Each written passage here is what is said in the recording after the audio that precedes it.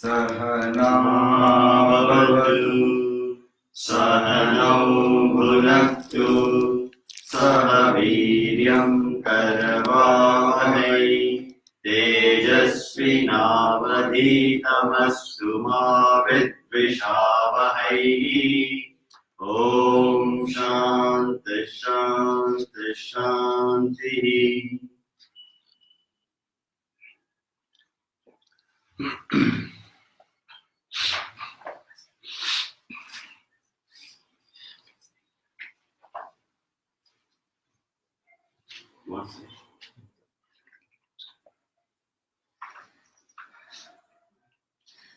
So, let me give a brief introduction to what we started yesterday.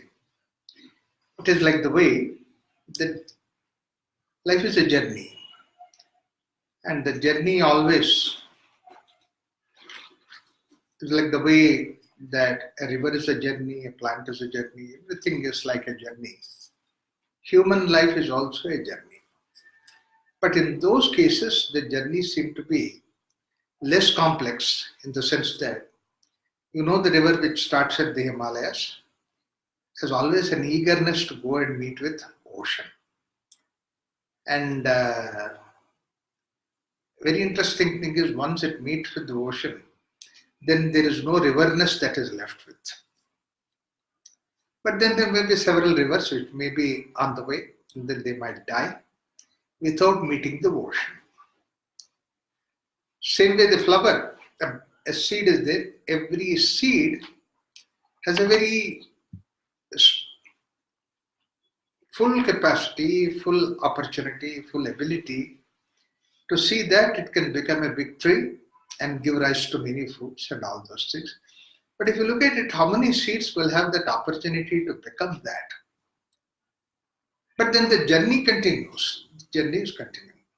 This is what is the hope in the Indian philosophy, saying that any journey which starts, if it is truncated because of some reason or the other, again the journey continues, it goes on. That's why we have the karma theory. Your journey can never stop until you reach the goal. And then, whereas the same small little simple seed which started journey, when it grows into a big flower, nice wonderful fragrance it starts giving, beautiful flower, beautiful colors, and also it invites all the bees to come and taste all that. Just imagine what must be such an extraordinary, wonderful journey that the seed has. We see that, therefore we know the great journey that seed can make. That's the reason when we plant some flower in our garden, we just put those seeds and wait. It looks like that we enjoy that journey because that we need the end. The seed will not know what is the journey that it is undergoing. Seed doesn't even know where it ends, in what way it ends. So this journey and then urge to journey is the urge of the prana itself, the life itself, or the soul itself. So therefore every soul has a journey to go into that, meet with ultimate. And beyond that, like the way that the drop of water meets with the ocean, that there is no dropness that is left with. So therefore now who is to make a journey?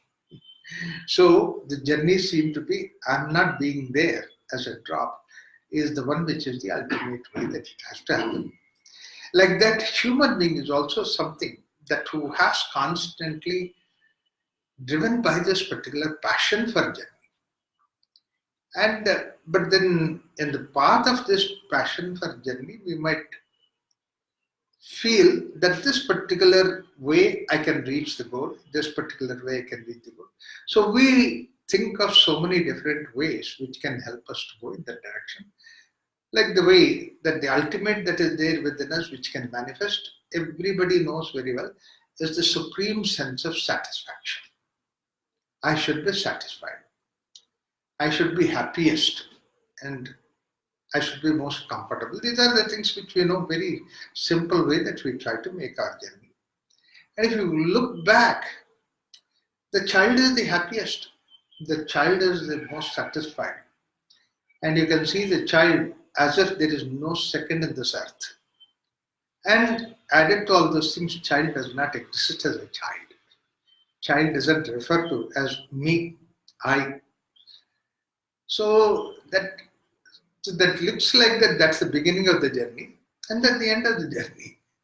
It's all there within all of us. But in between that we go through all those kind of things that are there. We are trying so many means to reach that. Somebody wants to make tons and tons and tons of money. To see that he reaches that goal, where the goal is supposed to be supreme sense of satisfaction, no worry, no nothing, mind should be peaceful. But then slowly, somewhere we have drifted in such a way that the goal is forgotten and the means have become the end. And then you are making more and more money, more and more. But where is the question of satisfaction? Where is the question of peace of mind? At the cost of peace of mind that you are pursuing this kind of a thing. And after having all that money for the peace of mind, somewhere else you have to go. Or somewhere else that you sit inside a CBI headquarters so that you are having sufficient peace of mind. So, but then all that journey is for that end. Somebody goes for position, somebody goes for this, somebody goes for that. So the variety of journey that is going on to go in that particular direction looks like that people get drifted. They don't believe that they got drifted, and they still say that I'm on path, right path. Only thing is that there are a couple of mistakes have happened because of which that I do not reach that.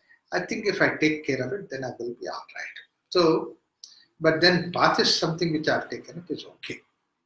So all right, you try all those things. In fact, it said that until that you are trying to do that, God will not come in your way. I said, because you know it. That's what is the way that you want to go. You please go ahead. I don't want to interfere with you. Make your journey. But then what happens is that somebody who's saying that, okay, now I need something for that person, that he says, Athato Bhakti Vyakhyasyaha. Let us try to understand this. Because they're within you. In fact, a particular person, he went to a saint and said, I'm really looking for somebody who is a self-realized great soul. Can you tell me the features of that such a person that who is so and so? And he said, yeah, the person, you just travel north, east, south, west, whatever it is, but then you should find out a person who is such and such a way that he is so and so tall, and then he is having the beard like this and this like that and that like that. He'll be sitting under a tree, and these are the things by his side. There, so many things will be there. So all that is said. Now, the moment that he heard in a hurry, so he just immediately rushes, goes around north, south, east, west, and all that, and then finally exhausts himself for 20 years, and then finally he desperately came back to the saint. Said, and then when he came back to saint to complain that you have misguided me or what happened that I did not find one, there you find that this man sitting there with the same beard, same this thing, and same under the tree, and then with the same, he said, you are the person? You sent me around all over and you didn't tell me that you are the person? What is this nonsense? He said, you made me to suffer going around all those things. He said, imagine you are suffering, but imagine my suffering. 20 years I've been waiting for you to come here.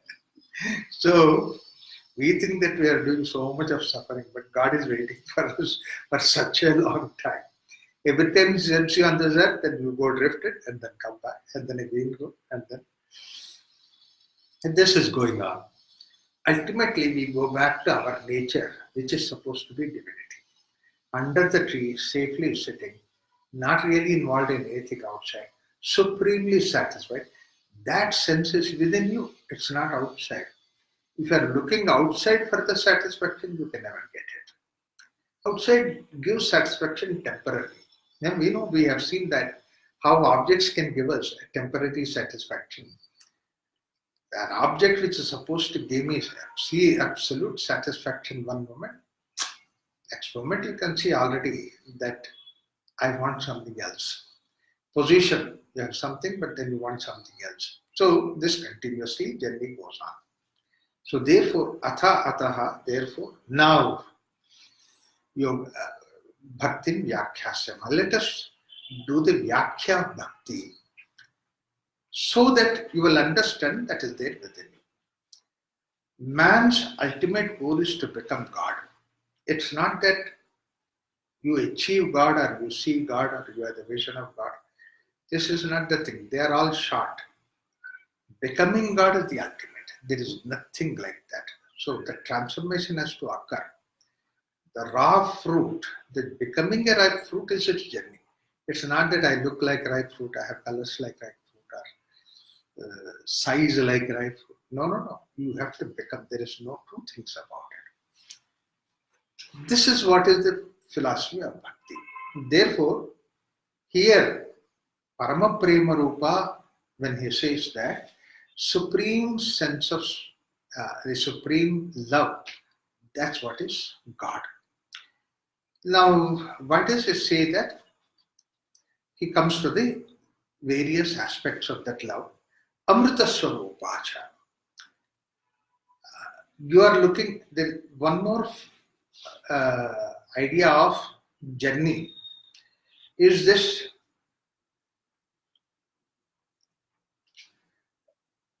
It's constantly changed. That means to say, Mrita is the changing aspect of it. So we are constantly undergoing that Mrita aspect of it, changing aspect of it. And we see that's what is happening in the life all the time.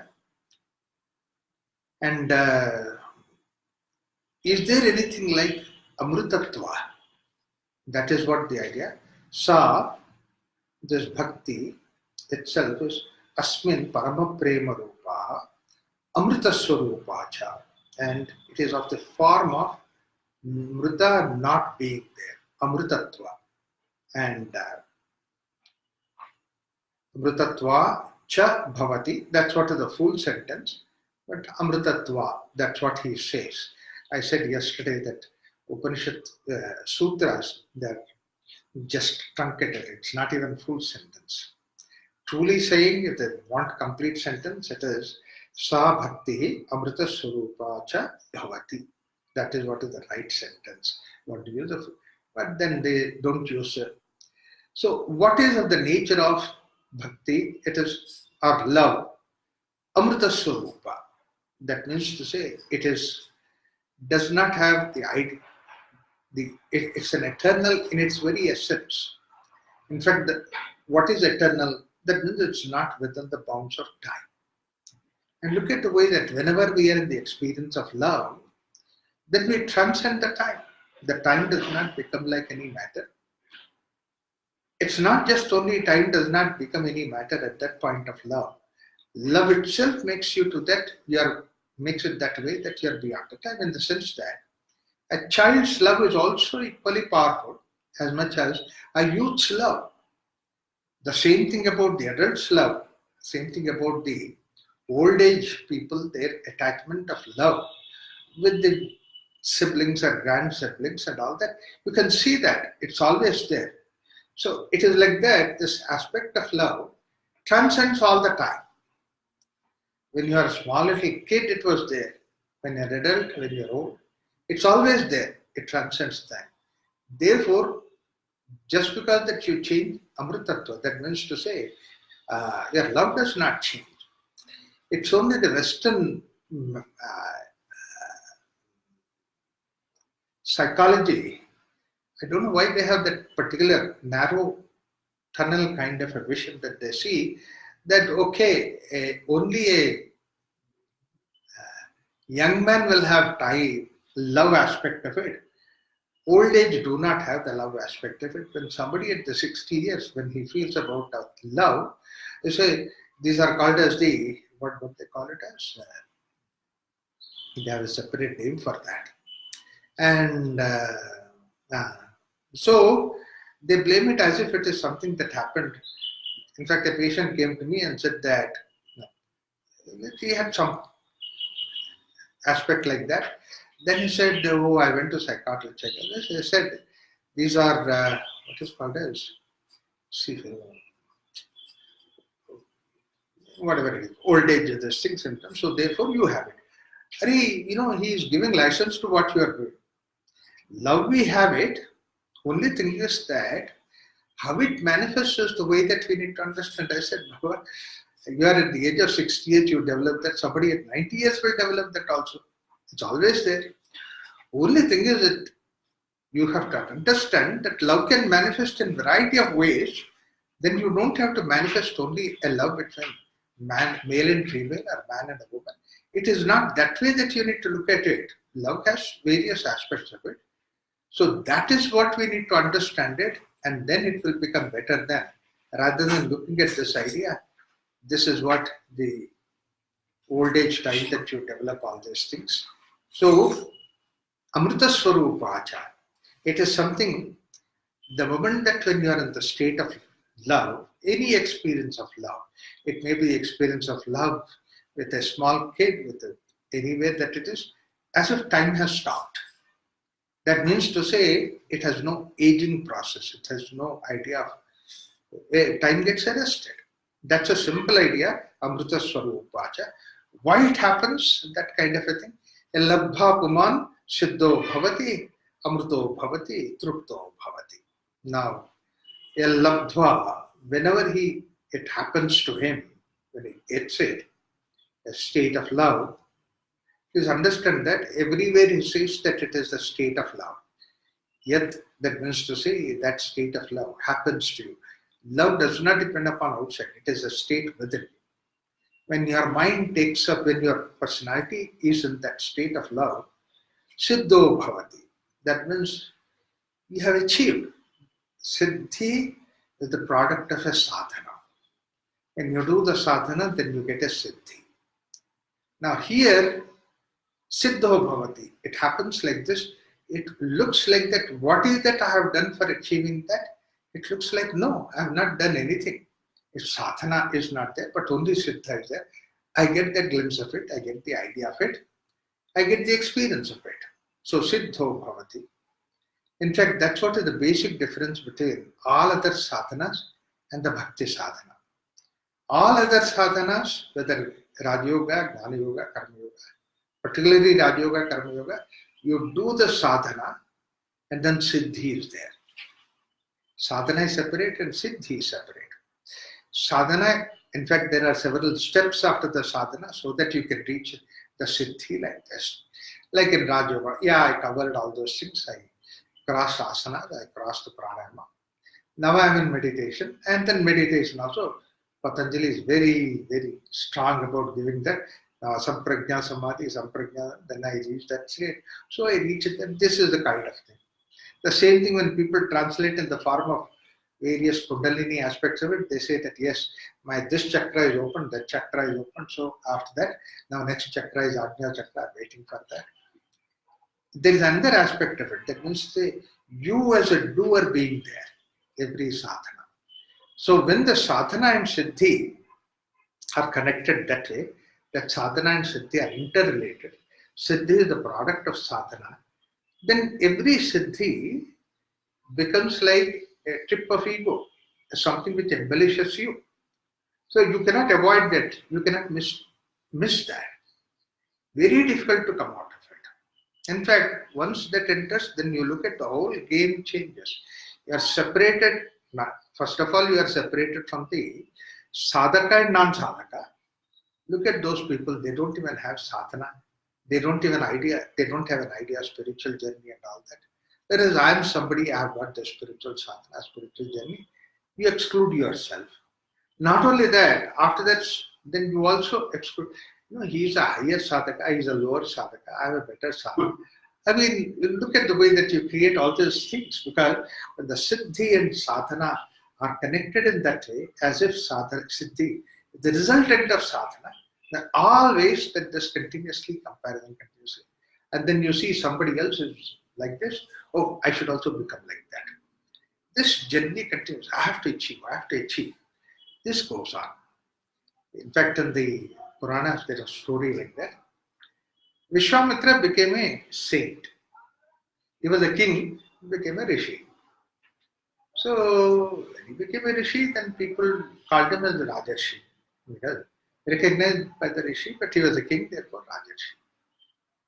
But then in the hierarchy of rishis, Rajarshi is a lower level, and Brahmarshi is the higher level. And then whenever Vasishtha comes, people refer to him as Brahmarshi, Gautama as Brahmarshi. This is Brahmarshi, that Brahmarshi, and then Vasishtha comes as Rajarshi. For people, the respect-wise, there is nothing wrong. And for those people also, there is no feeling for that. But then he was restless. I have to become Brahmarshi. I remember this particular skit we played, myself and my brother, we played when we were something like 8-9-year-old in the children's program. And then probably now I remember that I was the Vishwamitra at that time, the arrogant guy. So wanted to become Brahmarshi. And then how to become a Brahmarshi? The only thing that we know is you sit down and do tapas, sit down, meditate, burn yourself so that you become a Brahmarshi. So he went there and then sat in Himalayas, sat down for tapas. Several years of tapas, then rishis, all the Panchabhutas and all that, wherever you are doing such a kind of a sadhana, spiritual sadhana, the Panchabhutas, all the 5 elements of the things, they are disturbed and the whole nature order is disturbed. So they all come to him, beg him, the rivers and mountains and all that. They beg him and said, your tapas is disturbing all of us. So after all, you want to become Brahmarshi. It's very simple. Why do you have to do all those things? Directly go to Vasishtha. Vasishtha is supposed to be supreme of all of us. And then he is a Brahmarshi, so you go to him. If he calls you Brahmarshi, we all accept you Brahmarshi. Anyway, we are ready to accept you Brahmarshi. Only clause is Vasishtha should accept you Brahmarshi. He thought that's a shortcut anyway.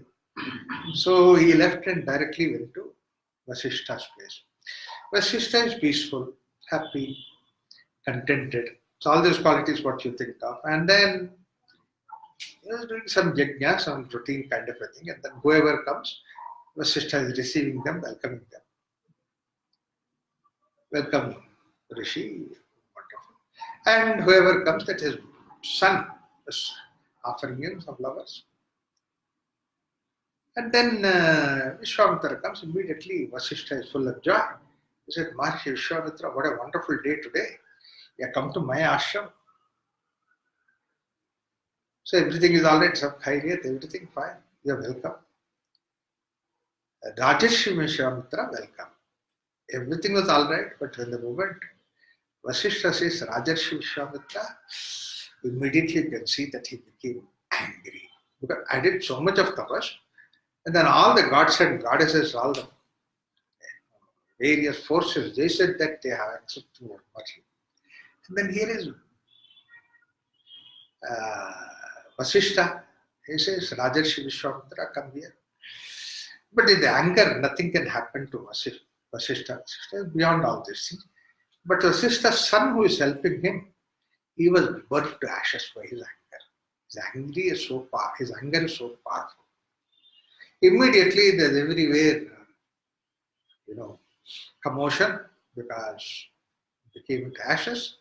And then Vishwamitra thought, what after all, I wanted to become Brahmarshi, this is not my job. Let me go back to Himalayas and do my tapas. Went to Himalayas and continued to do tapas. Another several thousands of years, Puranas always talk of thousands of years. After that, again, all those goddesses, various forces, nature and all that come to him. We are in turmoil. We accept you that you are a Brahmarshi, provided Vasishtha calls you Brahmarshi. Okay, so he goes to Vasishtha ashram. And then the moment he reaches there, Vasishtha with all that peace of mind, with blissful face, he said, Vishwamitra, welcome. What a wonderful, great day that you are here in my ashram. Rajarshi Vishwamitra, welcome. Anger comes up. And then nothing happens to Vasishtha. But second son was burnt into ashes. It goes on a few more times. Every time it happens, Vishwamitra goes back all to Himalaya. Vasishtha is unperturbed. Vishwamitra goes back to Himalayas, continues to do tapas. All these gods and goddesses come to Vishwamitra and say, Vishwamitra, what is it? We are tired of coming here. Are you not tired of this tapas? Vasishtha calls you Brahmarshi. He goes to Vasishtha Ashrama. Last little fellow, Vasishtha, 7-year-old child, tender hands helping the father with the flowers and all that. He is there, innocent fellow, standing by the side of Vasishtha. And Vishwamitra, the moment he enters, Vasishtha says, welcome, Rajarshi Vishwamitra, welcome. Everything was all right, but the moment he said Rajarshi Vishwamitra, anger comes out. The moment anger comes in, then he looks at this little fellow, 7-year-old innocent child. How can you be angry with a child like this? Love comes out. Love is the reason. It just rushes out and the anger immediately drops down. When the love comes up, where is the question of anger? There is no anger at all. It dissolves by itself. The moment anger is not there, then where is the question of angry looks? That's also not there. When angry looks are not there, how can he burn him? He comes to the child.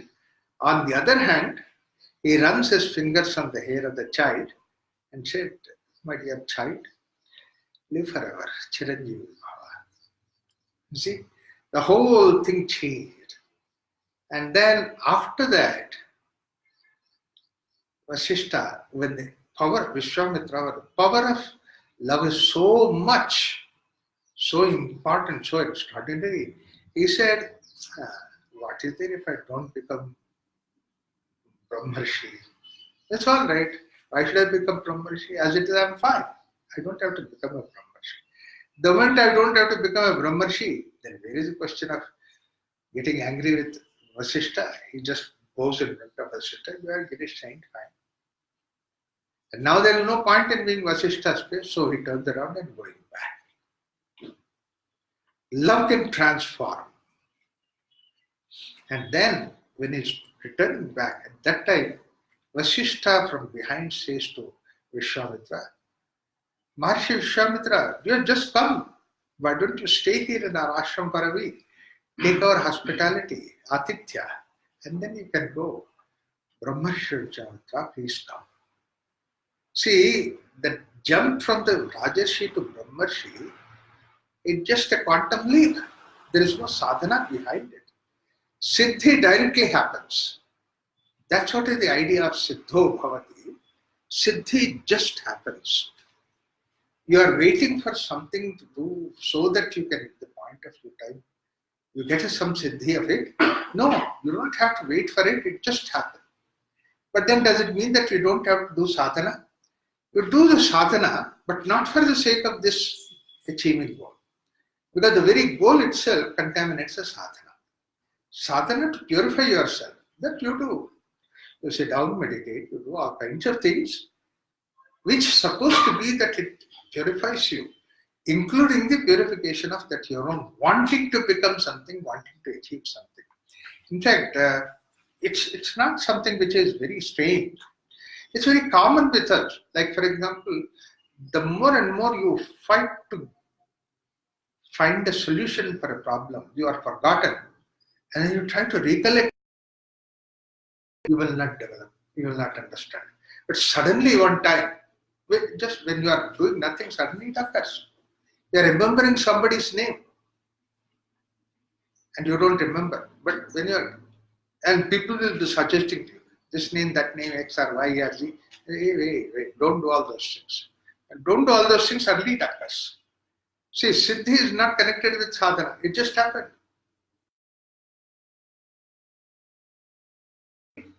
You try to sleep, sleep will not happen. You just let it go, sleep will happen.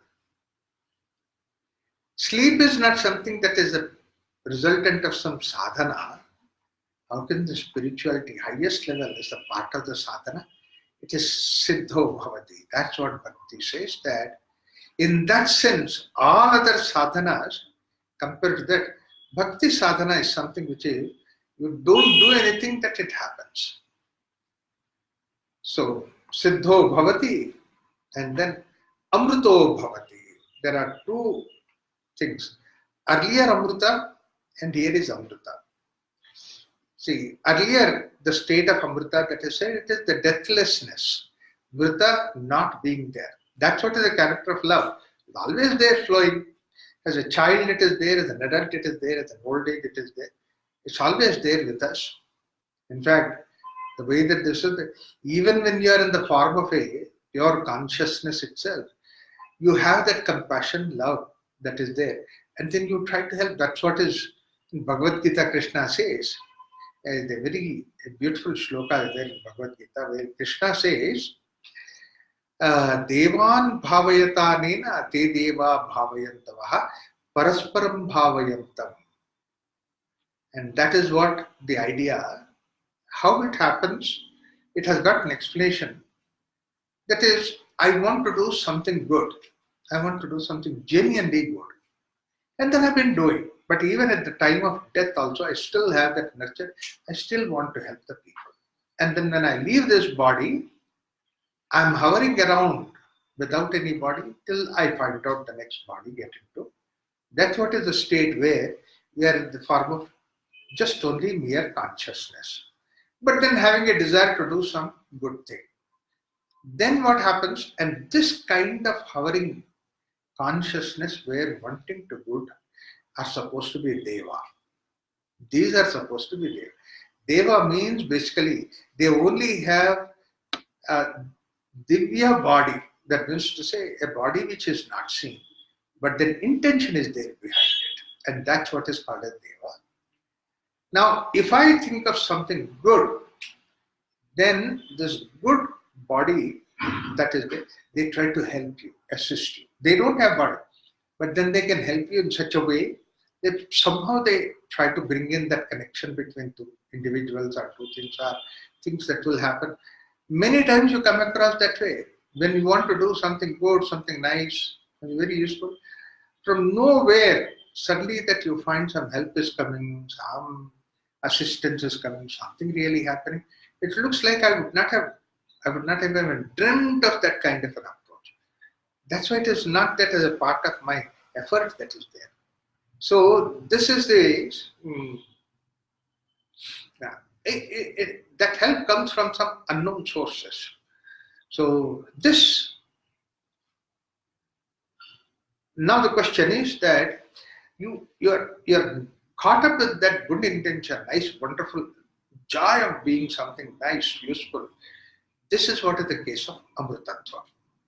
See, the feeling of nectar, Amrita here is nectar. Earlier it is Amruto Bhavati Amrita Swarupacha, that means it does not die.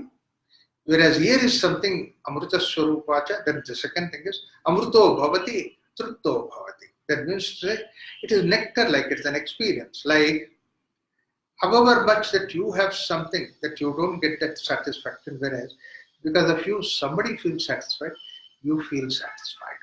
So that feeling of trupti that is there, amrutatva that is there in the case of whenever you have the experience of love. Celebration, it is nectar-like, it is sweet. And then the last one is trupto bhavati. Illabdha puman siddho bhavati, trupto bhavati, and amruto bhavati and trupto bhavati. These are three different levels that you have. Trupti is there deep inside. Now normally the trupti that we are familiar with and the trupti what love can give us is different in the sense that it is the same thing which is like a paradigm shift. It's a complete total shift that has occurred. In the sense that a kind of a trupti that we have is what the senses give us the trupti.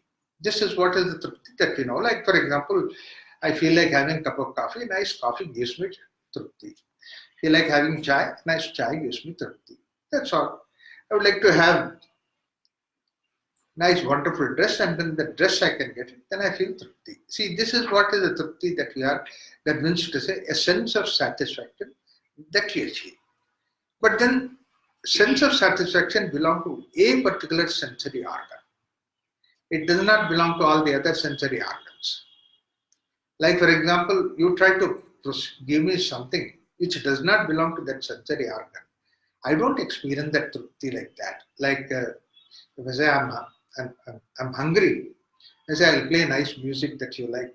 Just listen to it. No music can give me joy at that time. Only the food will give me joy. There is nothing else. And that too, a choice of food that I need. Otherwise, it will not give. Like for example, I never take sweets. That's not even my dictionary.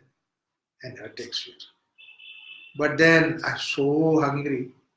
Japan, particularly imagine Japan is a country where you don't get Indian food those days. Nowadays, of course, everywhere they get it. And then I go to my organizer there, he said, so all these days we are having Japanese food. But on this day, you will go to our Indian family. She is your own student and married to a Japanese. So in her house, you will have authentic Indian food. And then she is a Maharashtrian. I was very happy, waiting for nice Indian food. And then I went to their house. You know, Maharashtrians, I didn't know until that time. That was the first time I came across that. It was a big accident that happened. Whenever a guest comes to Maharashtrian houses, they feed them with the puran podi, that is the sweet roti. And I don't like sweets. He said, is there anything? No. The day when they make this sweet puran podi, they don't make any other dish. They don't even make rice. My God, I was in such a situation. So you want to have a right kind of food to get the tripti. And not only that, a particular sensory organ should have that desire to have it. If I'm stomach full and then go for whatever wonderful food, then it does not give me that sense of satisfaction. I have to have that hunger.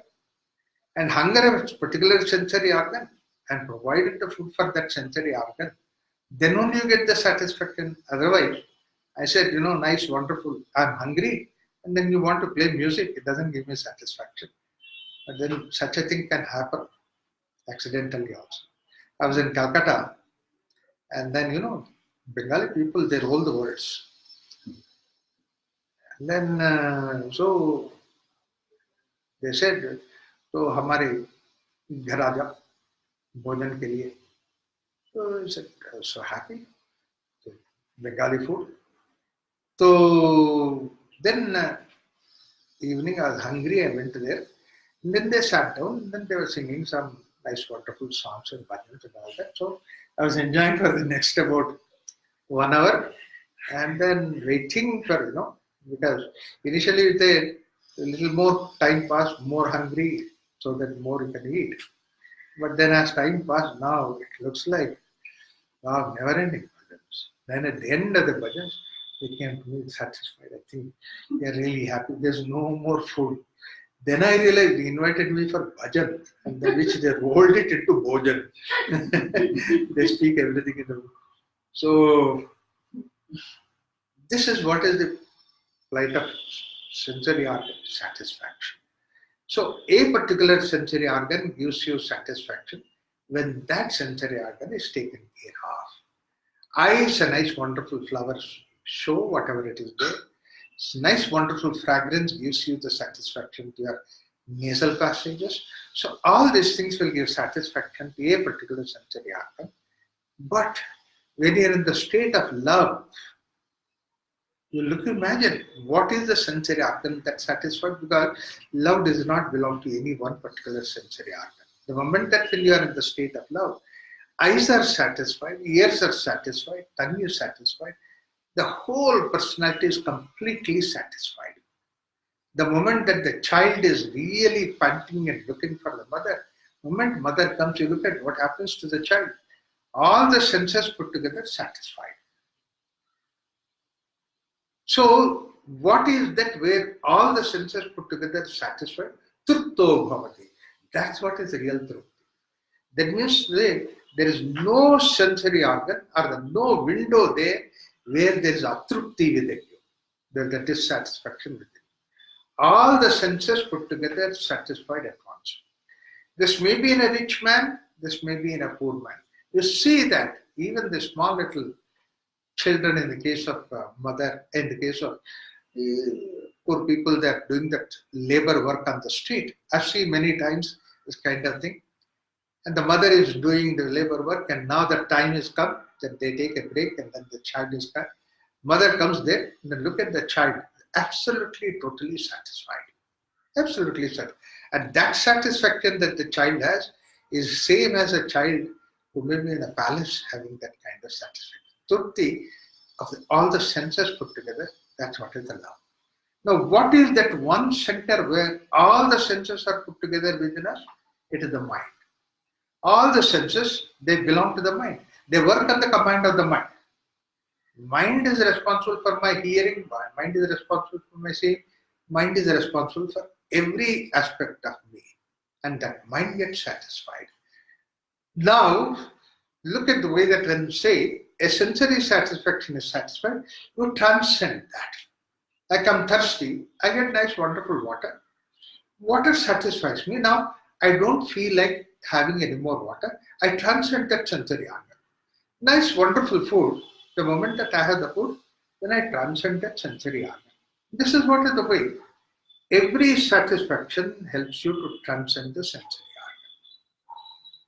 Similarly, at the body level, when you transcend, then what is left with is that prana. That's why after Shavasana, we go to the prana. But then when the mind is satisfied, then what is left with is that only that your consciousness. That's why trupto bhavati means you are so satisfied, you transcend the mind and you become one with the Atma. The whole of yoga, Patanjali's idea is to see that you try to quieten the mind, silence the mind. And that's what is Chitta Vritti Nirodha. What happens? Tatha drashtu swarupe avastha. It is to see that it will take you toward that swarupa. And your love is taking you to that swarupa. Therefore,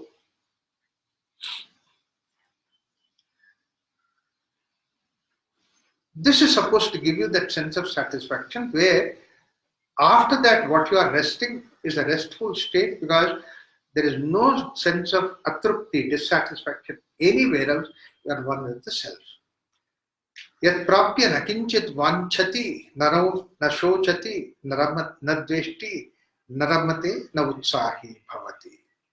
So, now first one is yal labdva. Labdva is basically, it just happened to you.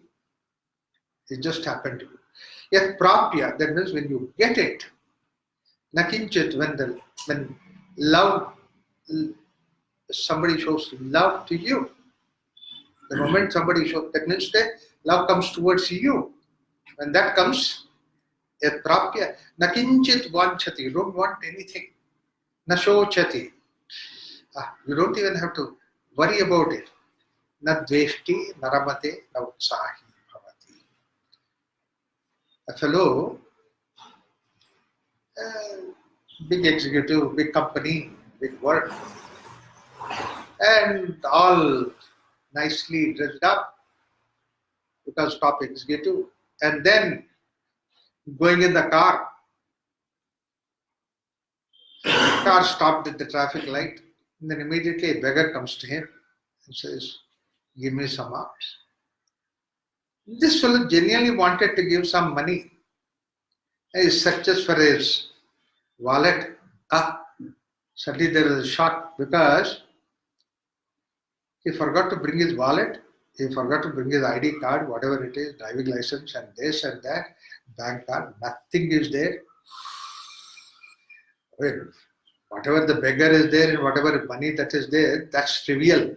But most important thing is all these things are not there. And only one positive thing is not very far from house, only 1 kilometer or 1 mile away. He can return back home and then pick up all those things. Maybe for a few minutes late in the office. Thank God. Thank God. And then, but before going, he thought it's all happened because of this beggar fellow. And he can't give him money. He is such a stupid. He pulled the car aside, got down from the car, went to that beggar, sat along with him by his side, put his hands on his shoulders. Thank you so much. You saved my day today. What a wonderful day today. But I'm so sorry.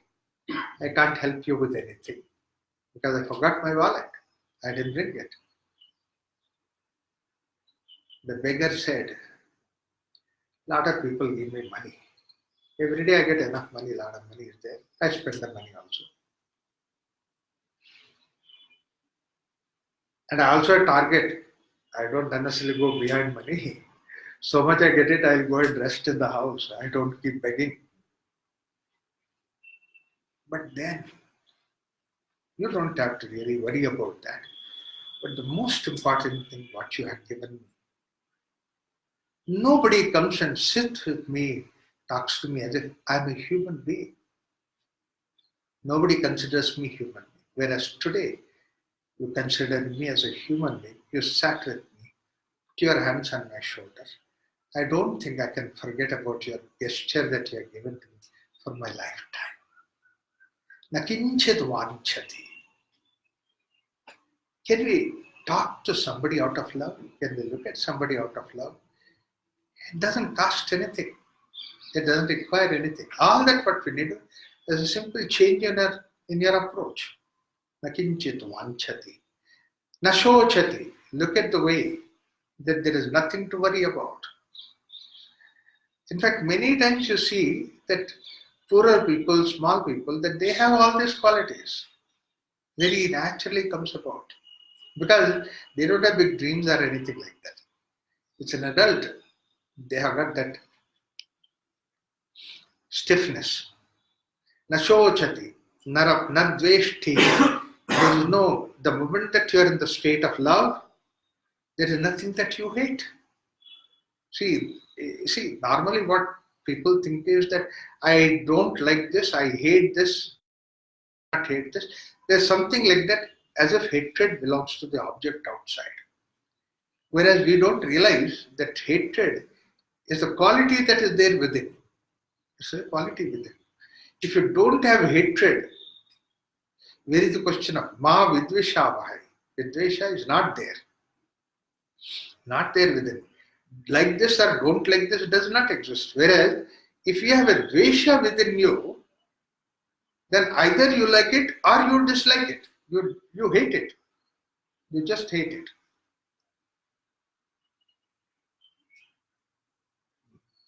Child is going out for playing. Mom says, hey, before going out for playing, why don't you have a banana? It's there on the table. And then that fellow says banana and says, I hate banana. Banana is sitting on the table doing nothing to you. And then you hate it. That means hatred is there within you, waiting to be taught to something or the other. So, a banana which is sitting doing nothing on the table, you hate it. That if somebody does something, what will you do? Then there is no more hatred, only murder directly. That's what happens. Violence immediately brushes up though. Hatred is the base for all violences that are there within. Any type of violence. Violence may be in the form of talking, violence may be in the form of our own thinking about somebody, wishing somebody about something. Violence is always there. You are filled with the violence the moment that you start with dvesha. So, absolutely no dvesha at all. Here is a question of violence. So, let's not have any dvesha within us. In fact, in the Upanishad also it is said that ma vidvisha. Let us not. And Krishna also in Bhagavad Gita, as a simple practice of Jnana, Bhakti Yoga in the 12th chapter, he says how to start the Bhakti Yoga sadhana. He says Adveshta Sarva Bhutanam. That's the first word that he says. Dvesha not being there. Sarva Bhutanam Adveshta. Yeah. But then these days, all these YouTube fellows, they try to create so much of dvesha for you, hatred within you. They show lion or a tiger jumping on a deer and then killing a deer and have this thing. Or an eagle, like a falcon, and just jumping on a lamb or something like that and killing it. Looks like as a big violence. You just look at it, it's his food. It's his food. Like the way that you cut vegetable, it is there for the food and that's all. The hunger is there that they eat, that's all. But the way that you project, you have a hatred within you have kind of hatred in the whole perception. So to start with the violence is the way that you start hating. Let's not have any hatred. Either you like it or don't like it. Udasina chacha. Whatever that is there, you cannot like it. Leave it alone. By side you go. So, nadveshti, naramate. Don't get attached to it. Na utsahi bhavati. You are not, you see, love itself is a celebration. There is no question of any other celebration that is necessary. It's out of love that you celebrate. And many times we do that. We just do the celebration, not because that it is really necessary or anything like that. It just wells up. And that welling up of love itself shows that celebration. I was in Houston. A friend met me after about 30, 40 years, 20 years later, he was meeting me. So excited to know that I'm in Houston, giving a program. He came in the evening, he was somewhere nearby place he was staying, and then he came there. He came to, and then that was the last day of the program. I was supposed to go with him. And then there was a nice, wonderful dinner. There were so many items that were there. And he came. Afterwards, he said, let's go. I go. And then we went out and then he said, wow, I'm so glad that you are here with me. I'm so satisfied. He said, come. And straight he went to Madras Pavilion. It's a hotel. It's a restaurant. And just now we are coming from a big dinner and then he came to my Madras restaurant. And then he went there and ordered the fellow that, get me one masala dosa, get the masala dosa, one vada for one this, one that, one that. I can't eat anything. I said, don't eat anything. For you these things. Because that's what is a celebration. I just want that to get you for all this, get all this. Simple celebration, that's all. In the love itself, there is celebration. There is no question of any other celebration that is necessary. Utsahi bhavati. If you are expecting any celebration, that means there is no love in that. Then you want to measure love with the help of anything that is there outside. So, yat prapya, na kinchid vanchati, na shochati, na ramate, na utsahi bhavati, yat jnatva, matto bhavati, stabdo bhavati, atmaramo bhavati. These are the three different stages that you said. Labdha puman stabdo bhavati. Labdha means when you get it. And second thing is yat prapya, when suddenly that you are pushed into it. And then third is yat jnatva, when you realize it. It's a deeper step. It's a higher step. That means to say it is the love's impact, that is what you see that. It's the individual, etc., is not important, but it is the pure love aspect that I'm seeing. Yat jnatva matto bhavati, unmatto bhavati. Unmattata is actually you become mad. What is the question of, what is the idea of madness? I mean, it's not like Devdas madness and all that. The way that the Upanishad talks about, or the Bhakti Sutra talk about, Unmattata is this one, that is where Mattata is mind, intellect, region.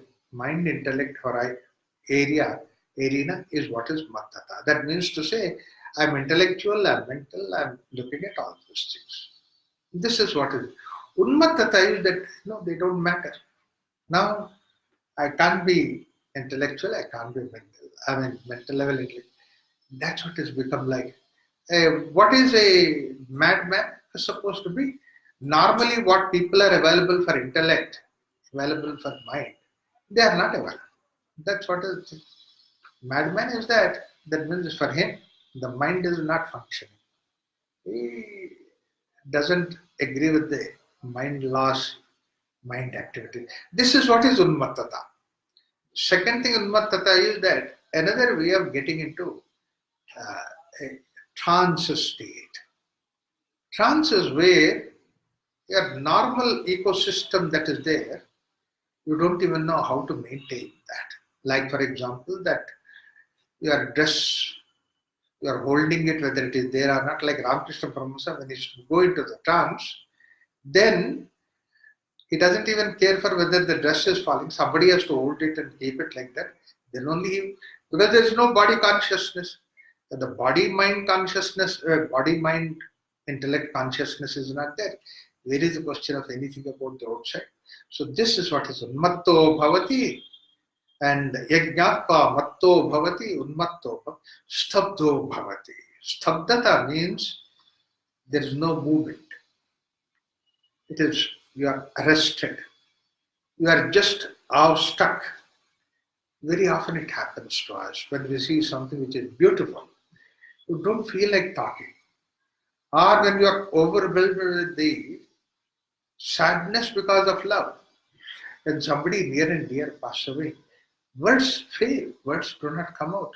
In fact, on the other day, when somebody was asked about Sushma Swaraj, he couldn't speak. He said, I just have no words to speak. Only thing is tears will be there. Stabdo bhavati, atmaramo bhavati. Then you are only satisfied within yourself. Atmasya aramaha. That means the resting place is only atmasya. And in fact, there is no other place where you rest. Your body you cannot rest, your mind you cannot rest. Intellect is not a rest place for you because they are all constantly active places for you. Only place where non-activity, rest place is supposed to be Atmarama. That's why a good Shavasana, when you do it, you have really relaxed. That means you are in the Atmasthiti. A very nice food that when you eat sufficient and only that amount of quantity, then you feel you are in the Atmasthiti. So this experience of Atmasthiti is always there, a state of satisfaction. And that's what, when you get into that state totally, completely, when you are in the state of love. And this love can be in the state of a child's love, adult's love, brothers, sisters, and any kind of situation, you see that it's all the senses put together, satisfied. Therefore, once you transcend the senses, whether it is by external senses or the internal senses, mind, intellect, we don't want to use any more intellect, they're satisfied. Children are like that, they don't use intellect or anything. And they're satisfied, they're just satisfied. They're over. You try to find out, till now he was crying for this and that and all that, now I have not given anything. But he's simply happy, he's simply smiling, he's simply joying. Yeah, he's like that, because that's what is the way it is. Love itself, internal, external senses, totally satisfied. Yajnatva matto bhavati, stabdo bhavati, atmaramo bhavati. So these are the three states, whether it is labdva, or yat prapya, or yajnatva. It is not something that is as a result of doing something. And in fact, very often, what happens is that unless until that what is the ultimate is greater than what you have struggled for, then only you feel that ecstasy. See, I worked for 10 units and I get 10 units. Where is the question of feeling of satisfaction? When I work for 10 units and I get 100 units, then you feel that, oh, it's like, in Hindi we have a beautiful word, chappad paad ke dekhta hai. I did not even expect something like that happened. Much more than what I expected. Much more than something. So this is what is the experience of love. In every instant of love, every state of love, that's what is the experience. These are all ordinary experience of love, has got all these reaches to go. Therefore, love is something which is extraordinary experience humanly that we have. And You see, in all these things, it is the experience of love he talks about it. It's not love for what? Love is not object oriented. It's subject state. That is what we experience. And it is not, this is what is the,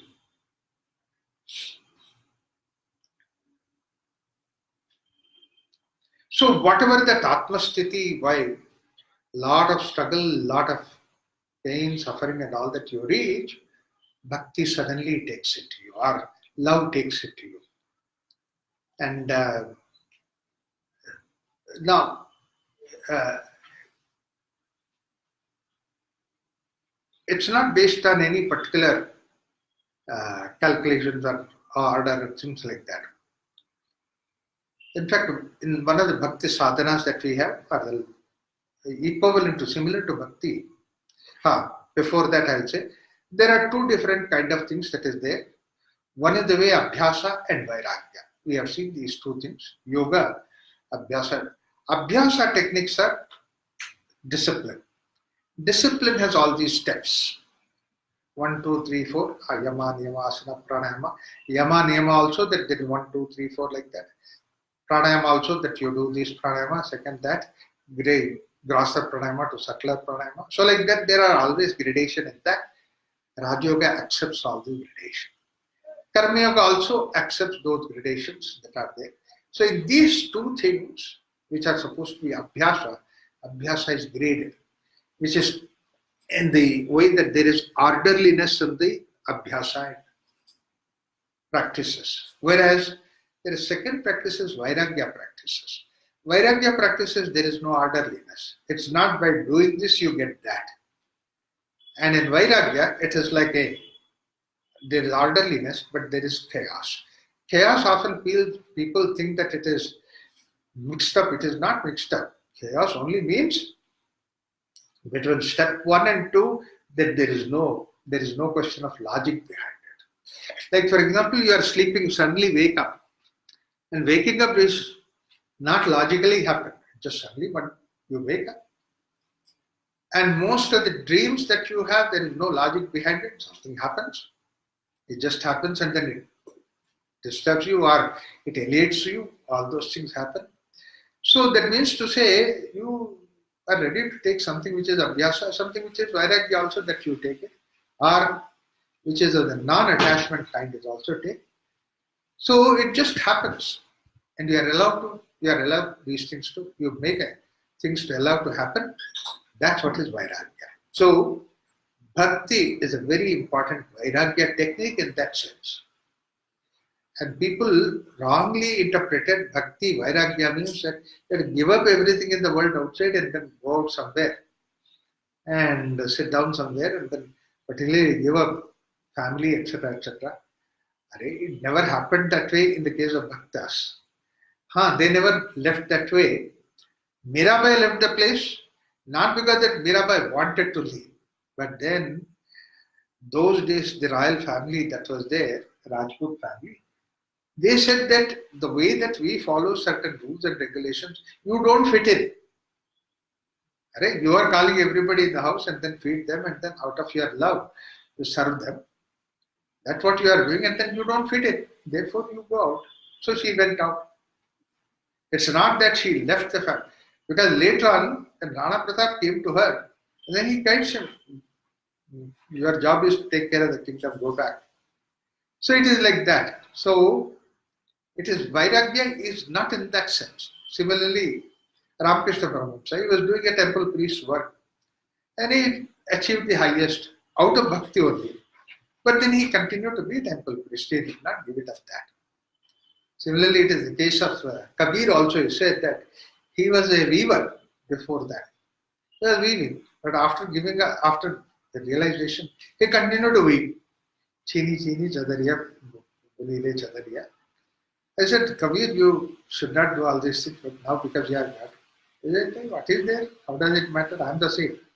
They continue to do that. Vairagya not in that sense. Only thing is, whatever that is normal man's requirement, you don't have that requirement. You don't have an attachment with that. That is what it is called as Vairagya. Ramakrishna Paramahamsa gave beautiful example for that, demonstration of that. That the idea is not to have an attachment, not to have the things, not to be caught up with the things. That's what is the idea. Two people come to Ramakrishna Paramahamsa from Calcutta the afternoon, and then Ramakrishna immediately receives them, asks them, please be seated. He give you some water, something to drink, something to eat. Yeah, afterwards water is there, then something to drink, something to eat. After that, they still sat down. They were sitting there, and then now Ramakrishna said, he sat on his, Ramakrishna has two different cots in his place, one cot for his sleeping, other smaller one where he sits. People are sitting there for satsang in front of him. If you have any questions, you can ask me. These two people, they did not ask him questions, they were looking around. What is there around in the room? Ramakrishna said, Ravi, you come all the way from Calcutta. Everything is okay. Is everybody fine? Everything is okay. So you want to ask some questions, clarification. That's what people come here for. You can ask me. Yeah, we wanted to ask some clarification. We want to ask something, and then but what? You ask me. No, but you see that there's a nice, wonderful room that is there, and a cot, bed. Yeah, I like this bed. Soft bed. I sleep well on this bed. And then we have an umbrella. Yeah, when rain comes, that I need to have an umbrella. And then shoes, slippers also, when I go out. And then there's dress. Oh, they are mine only. And I like to wear a nice, beautiful dress. So they're mine. All these things, but then Ramakrishna did not understand why these people are asking these things, questions. But then why, let's not talk about it. Something straight that we can talk. No, we wanted to ask something, but then people call you Paramahamsa. Yeah, people call this as Paramahamsa, but it doesn't matter. For Ramakrishna, Paramahamsa, not Paramahamsa, it doesn't matter. You can ask me. No, but people call you Paramahamsa. Yeah, people call me Thakur Paramahamsa, but then what is the question that you have? But when you have all these things, now Thakur realized. Means you should not have all these things. You mean to say that I should not have all those things? He thought, he said, oh, that was your question. Okay. I mean, not only these things, a wife also. Now, wow, they had a shock. Yeah, she is there in that place. She prepares nice food. I love.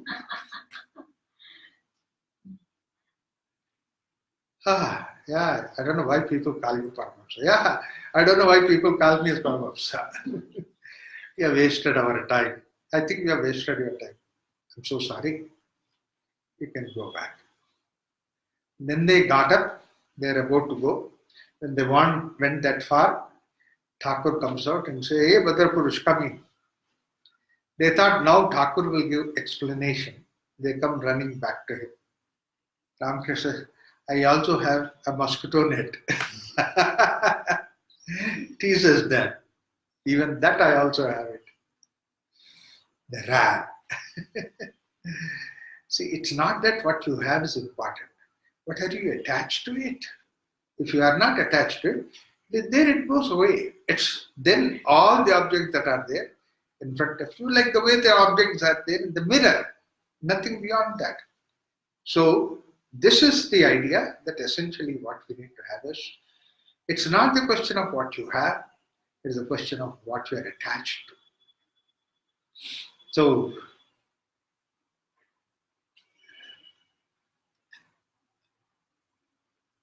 love, therefore, sa nakamayamana nirodharupatvat. Kamayamana, that means to say, it is attached to the kama, desire, greed. Nakamayamana. It has no attachment, no greed. In fact, that's what in Bhagavad Gita Krishna says. First thing is that an object that is there, you start thinking about that object. From there it starts. Dhyayato Vishayan Pumsaha Sangaha teshu upadayate. Then attachment occurs. Sangat sanjayate kamaha. That attachment now slowly brings about and being together will bring about kama, attachment, greed, desire. Kama krodho vijayate. Krodha is the fourth step. Krodhabhavat sammoha smriti bhramsha buddhinasha pranashyati. These are the different steps that Krishna gives in Bhagavad Gita. The very beautiful steps that he has given. From a different angle, when we look at it, it's so lovely Krishna has given that. The first is that simply we are all satisfied with ourselves. That is something which premises. You are complete. God has created you as complete. You are fullness. But first thing is that happens is that, in that fullness that you be with the other things or you be with something else, somebody else, it's fine. It doesn't matter, that association. So, you are there with that and then you are together, therefore that you remember. So, dhyana comes into the picture. Now, these are the two things. That is, one thing is that now a thought, thinking happens. Then thinking next turns itself into worrying, and worrying turns into vasana. See, attachment, and attachment turns into vasana. So this is one way of going on. The other way is thinking, and then you feel it, and then you feel satisfied with that. That's what is the thing. Now this is spiritual. Every time I think of it, I feel satisfied. It's not because that I think of it, therefore that I am in disturbance. No, nothing like that. You think of it, but you feel satisfied that you think.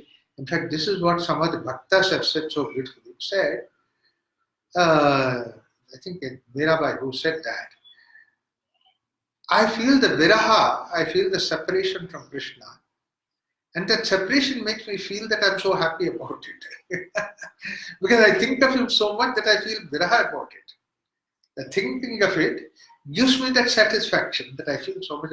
If I wouldn't have been thinking of you so much, I wouldn't have felt the viraha of it. I wouldn't have felt the separation from it. What a wonderful expression that she gives. That's what is the idea, that karma is something which develops after when you are associated with that. Dhyayato vishyan pumsa sangaha teshu upajayate. It slowly leads into sangha together with that. A very non-invasive, it's a very beautiful thing. Let me share an experience.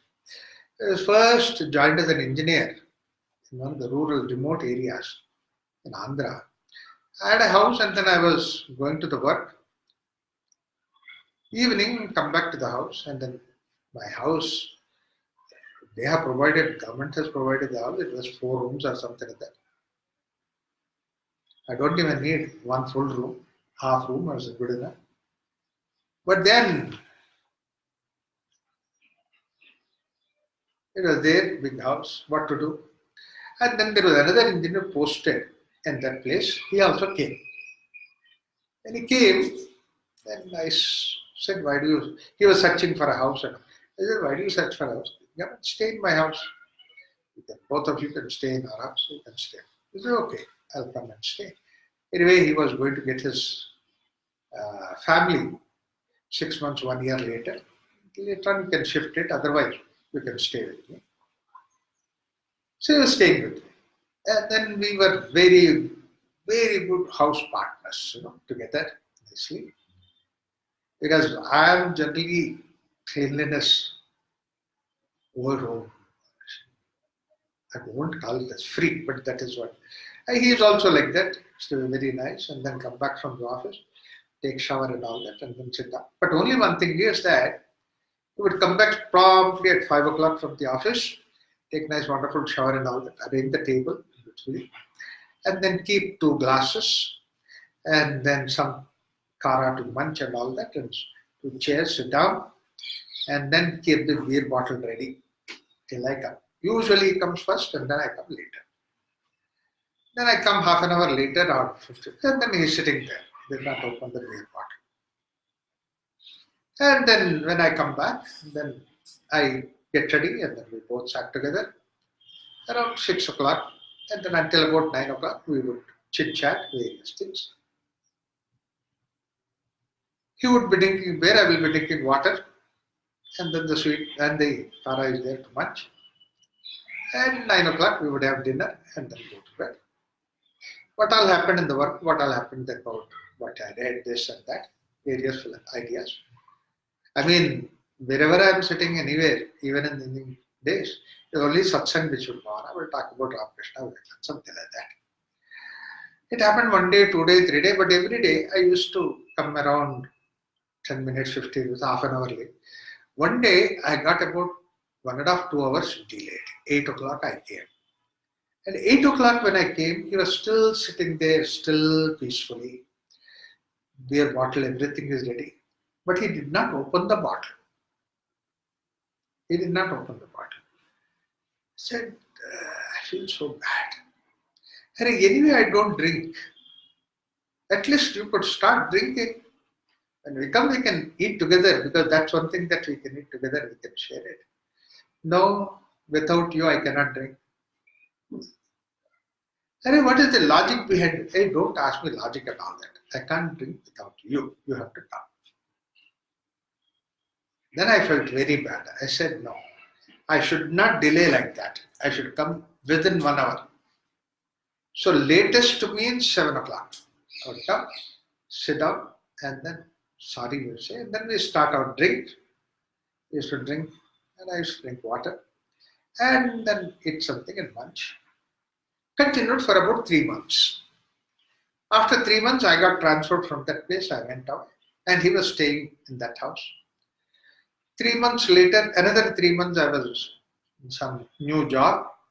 After 3 months later, I came back to my original place just to meet with friends and see the works that's going on. So I had handed over my charge to him.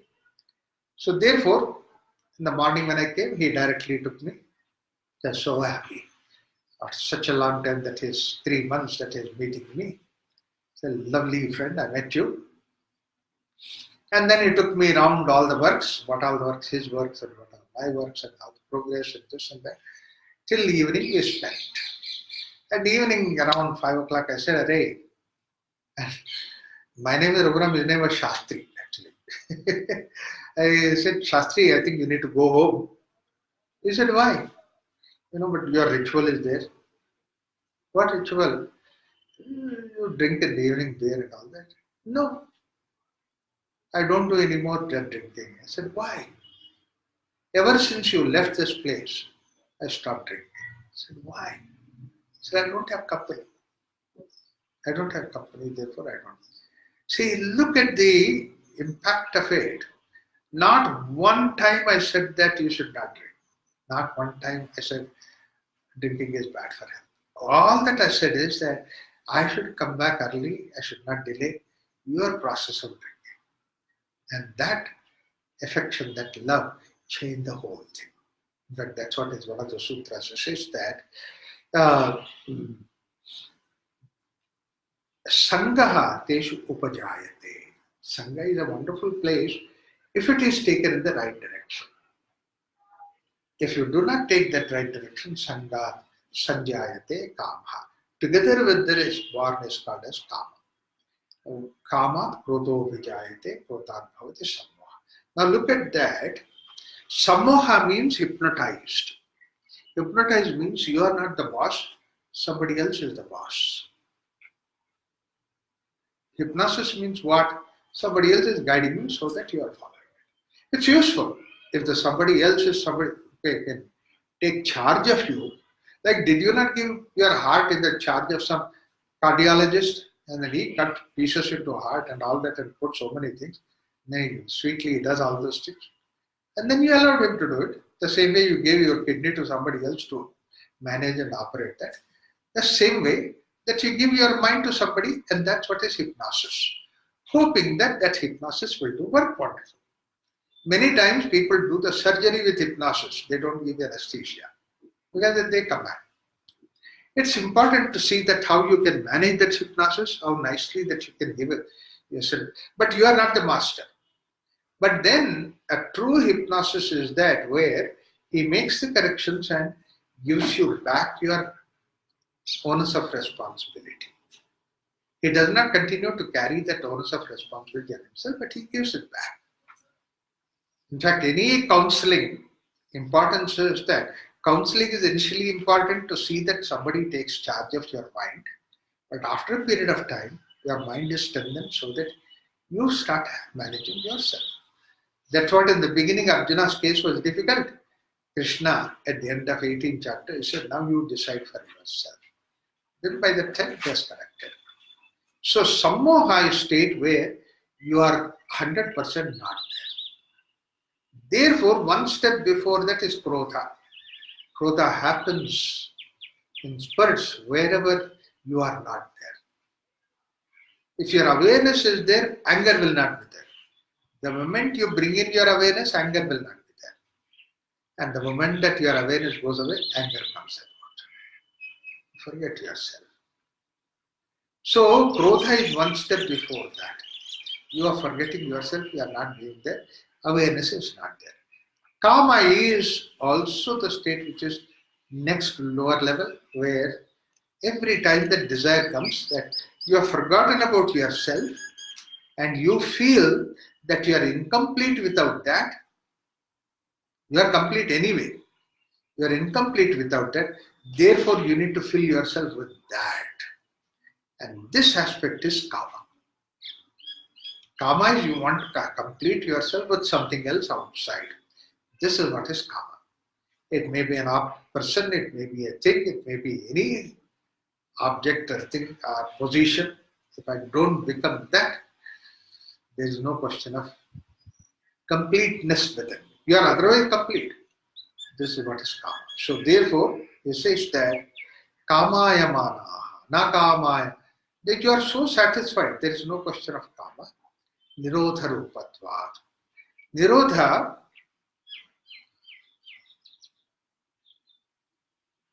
is not the question of rejecting it. Nirodha is transcending that. You have transcended that. You don't need any of those things. You are so satisfied. You don't require that. That's what is Nirodha Rupatva. It's in the form of Nirodha. That's what is basically the love is. You have to very subtly understand this Narada's proposal idea. Love itself is of the Nirodha Swarupa. Love does not ask for anything. Love is a sense of satisfaction. Nirodha Swarupa. You don't have to give me. I don't have to give something. That's what is. Give and take does not happen in love. But we say, I love so much, what do you give me? We look for that. That means there is a question of love. The love is gone, eliminated. So,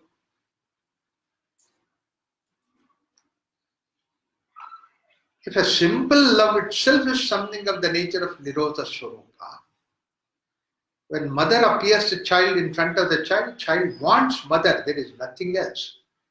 Mother is there, so therefore I want this, I want that. No, mother itself is good. You go to the God, you say, I want this, I want that. That means that God says, okay, you want me, you want all those things, you don't want me. So, I'm an unwanted and all these things. It's like saying that, oh God, you have created a wonderful world. But then there are certain things before creation you could have taken my advice. I would have added some more things, points to you. This is what is the idea. Nirodha Swarupa. There is no question of anything. And Nirodhastu Sakala Loka Veda Vyapara Nyasa. Transcending Loka Vyapara and transcending the Veda Vyapara. That means to say, ordinary, simple, worldly transaction we transcend, but then Veda Vyapara, even the spiritual idea, knowledge, and all those things that we transcend. That's what is the idea. Loka Veda Vyapara. Look at That's why we have these examples of Sudama-like persons where he goes to Krishna, forgot to ask anything because he doesn't have any desire. It's a Nirodha Swarupa. Loka Veda Vyapara. There is nothing like transcendence. Like Krishna himself has to ask every day, you are hiding from me something. What is it? Your wife would not have sent you like that because she makes such a wonderful poha and she has given me that. Oh, yeah. He was hesitating how to show that. Krishna is that. So, look at Sudama didn't ask for anything. In fact, when going back, Sudama actually, Bhagavatam it comes, Sudama was actually feeling bad, sad. I said, look, I came here and then I went to Krishna's palace and then I had nice, wonderful clothes and wonderful bath, this, that, and then such an extraordinary, wonderful food. He was feeling so guilty. I did not ask for something for my wife or children. How selfish I am. I did not even ask for anything. And now there is no way I can go back to ask Krishna. How foolish I am. What is it? My wife sent all these details. In fact, she has given me a list of like grocery giving. All that list I came here. Totally forgot about that. He was cursing himself. And in that curse, he went to his house, went that place and then could not recognize his house. It itself is not there. He said, add to all those things, then I came to a wrong place where my house is also not there. How horrible it is, how horrible I am. He was cursing himself, and suddenly the wife comes and hey, at the right house. This is what will happen to them. When you don't ask, you get it. That's what even Jesus Christ said. Don't ask. Who doesn't ask will be given. Who asks will not be given. I mean, every religion, every saint has said this repeatedly again and again. Because the simple thing is that the moment that you are asking something, your mind is on that.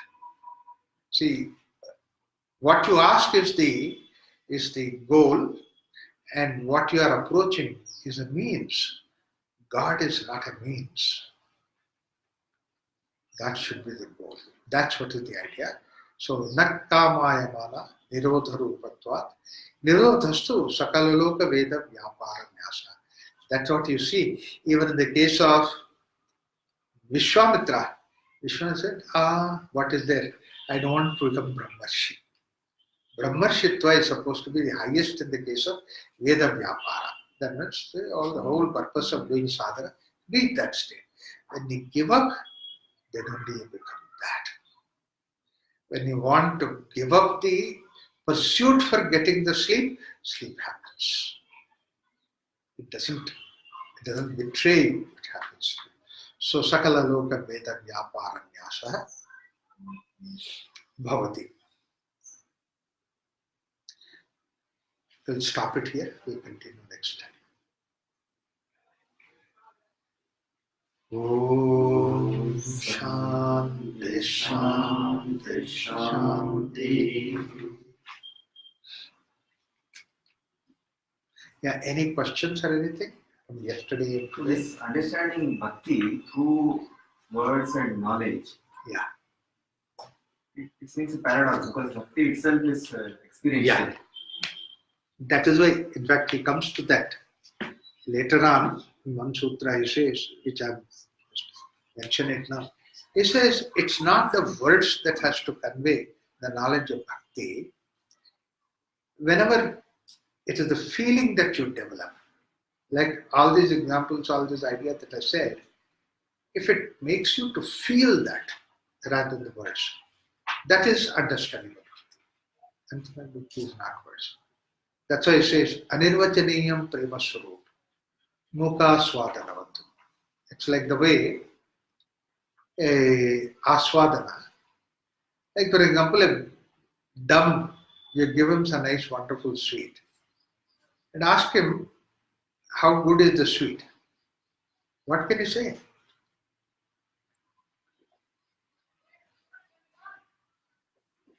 Because he has no capacity to talk. You ask him to say how the sweet is. What can he do? He can jump. So just because he doesn't do that, it does not mean that he has no experience. He decide, no, he doesn't like sweets. Don't conclude that he doesn't like sweets. He has no expression. Usually it happens, you go to a dentist, they put the clip in your mouth. And then they put some this thing and all that. Is it paining? What do you say now? You can't even talk. Where is the pain? What can you say? You feel like punching him. So it's like that you're not in a position to say. And then Anirvachaniyam prema swarupam muka swadanavatu. Like the way dumb is given the sweet and ask him to explain about that. And then how can he explain? What is it like that? That's what is the idea that he gives about. Very good. Bhakti is like that. Anirvachaniyam prema swarup. In fact, he never uses that bhakti word, prema swarup, because he wants to see in your day-to-day experience. Like child comes running to the mother and then asks the mother, as a child, how much do you feel love about? Arey, what a dumb question that you're asking. You have any idea about that? Because that's not the way that it should be looked at. But then do you mean to say that you cannot communicate it? But you can communicate it. You can understand it. You can feel it. That feeling is something which is very important. Sudama is Sadbrahmana. Sudama? Sadbrahmana. Sadbrahmana. He could have sat at home and remembered Krishna, and he would have got a mysterious thought. Yeah. Why he is going to Krishna and personally seeing that. Whereby Draupadi, crying and immediately getting the help of the Krishna. Yeah. Being a Sadbrahmin, then he could have taken the help sitting at that place. Why he is going to that place? See, that would not give us the message of the power of love. What happened when? And then look at the way, remembering that. How many things have changed. That time both of them were equal like students. And here Krishna is sitting in the palace. And then Sudama is like a Brahmana coming from on the street, and then he was not even allowed to come inside. He was stopped at the gate. Krishna looks at from a distance and says, hey, my friend Sudama. He comes running down there and takes it. See, there are so many things that happen. All these things have a bearing in that situation. It's not that Sudama to be given the riches. Why he had to even say, oh, Krishna could have easily given from sitting anywhere. Like the way when he could give clothes to Draupadi, he could have given anything to Sudama. But that giving is not important. That's why Krishna said at one place, it's a very beautiful statement Krishna said. When the Pandavas finished the Aranyavasa and Ajnatavasa, when they came back, Draupadi comes and all these people come. And Draupadi was great love of Abhimanyu, son. And then she was eagerly waiting to see Abhimanyu. And Abhimanyu was staying with Krishna. And then the message comes. Actually, Draupadi asked the people that day, what is this? We are here for the last 4 days and then the message did not go to Abhimanyu that I am here and I am waiting to see him. No, madam. Abhimanyu is coming. Along with Krishna and Rukmini, Abhimanyu is coming. Wow, she's so happy. And then now Abhimanyu come and they come. First thing is Rukmini enters. And Rukmini enters and says to Krishna, oh, Namaste Krishna, how are you? Draupadi is so wonderful that us. Aranyavata, Ajnatavasa, and then you are looking so fit and so nice. And then, usually, you are not even put on half a kilo or you have not lost half a kilo. These are the kind of things. All that is over. And then Draupadi is looking. And then Krishna comes. And so, your name is also Krishna, my name is also Krishna, so I met you. So nice to see you. Draupadi very mechanically says, yeah, so nice to see you. Arey, after so many years, after so many these things, and then all that struggle and all that you came, and then I'm somebody who gave you the clothes, I do cloth shop, everything. But then she's looking behind. Krishna says to Draupadi, hey, he's such a naughty fellow. He says, I think Draupadi, it seems that you are not interested in meeting me. You're looking for somebody else. That word immediately, it was like a blast on Draupadi. She just turns into tears. She said, you know exactly what I'm looking for. And you brought. And then today, you are hiding in behind. You see, anytime you can tease me, but not today. This is not the occasion. They're so horrible. Krishna, you are God. You are incarnate. You are great. You can't understand our human love. A mother's love for the son. After so many years that I'm waiting, and then you don't understand it. How can you understand that? You don't know what is mother's love. Krishna replies to Draupadi saying that, Draupadi, don't say that. I just want to take a little bit of fun out of it. That's why I'm seeing. I'm seeing the joy. And I was just waiting for that. I mean, you meant to say that I don't understand what mother's love is? Now Krishna's reply. If I really want to change the world, I don't have to come to Vaikuntha to this place. I can sit there and change the whole thing, whatever I wanted. That is not an issue. But every time I want to take the help of, or the joy of being born to a mother. That joy I want to experience, that's why I came here. See, one mother I was born, another mother I grew here, and so many mothers take care of me. What else do I want? That mother's love brings me to this world again and again. It's not the change in the world outside. That is the idea. I can change anywhere. Power is there. Therefore, actually, there is no greater power in us than the love itself. Most powerful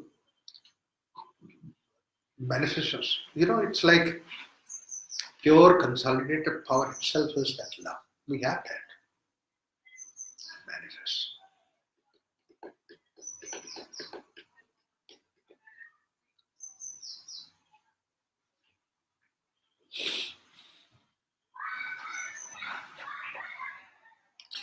He uses that only when it comes to the critical level.